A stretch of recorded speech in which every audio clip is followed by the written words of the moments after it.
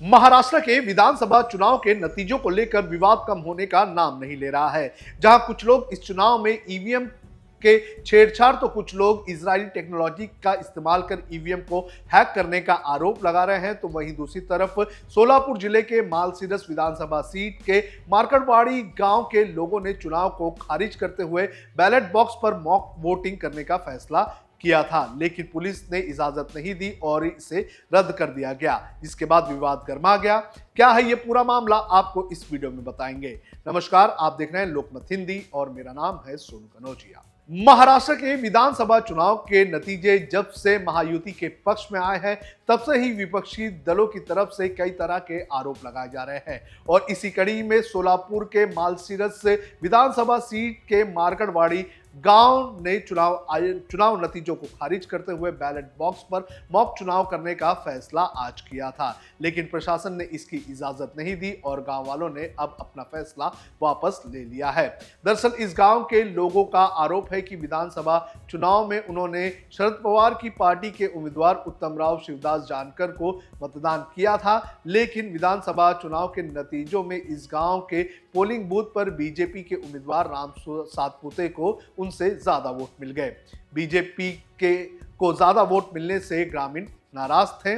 इस गांव के पोलिंग बूथ पर कुल मतदान में राम सातपुते को 1003 और उत्तम जानकर को 883 वोट मिले थे। इस सीट से उत्तम जानकर ही चुनाव जीते हैं, लेकिन मार्कड़वाड़ी गांव में बीजेपी उम्मीदवार को ज्यादा वोट मिलने से ग्रामीण हैरान है, क्योंकि 2014 से अब तक सभी चुनाव में यहां हमेशा उत्तम जानकर को ही लीड मिलती रही है।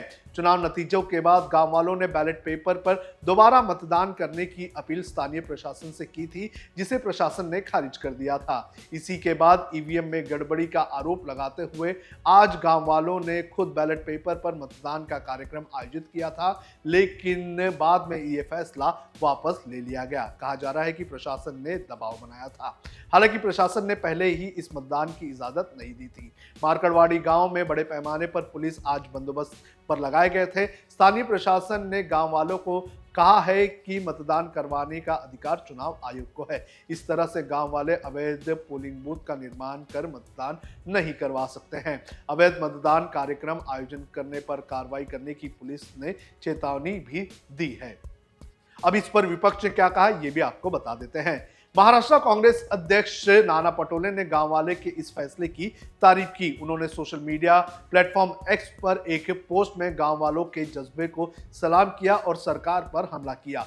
उन्होंने लिखा कि विधानसभा चुनाव की प्रक्रिया पारदर्शी तरीके से नहीं हुई, इसकी शंका राज्य की जनता को है और इसी शंका को दूर करने के लिए मार्कड़वाड़ी गांव के लोगों ने बैलेट बॉक्स से चुनाव करवाने की प्लानिंग की थी, लेकिन प्रशासन के दबाव से उन्हें यह फैसला वापस लेना पड़ा। प्रशासन ने जमावबंदी लगाकर लोगों को मतदान से दूर रखने का काम किया।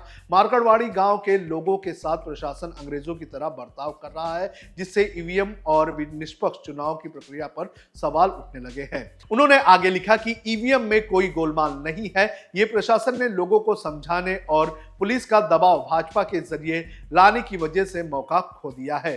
कांग्रेस गांव वालों के साथ पूरी ताकत के साथ खड़ी है और आने वाले दिनों में एक बड़ा युद्ध इसके जरिए छेड़ा जाएगा।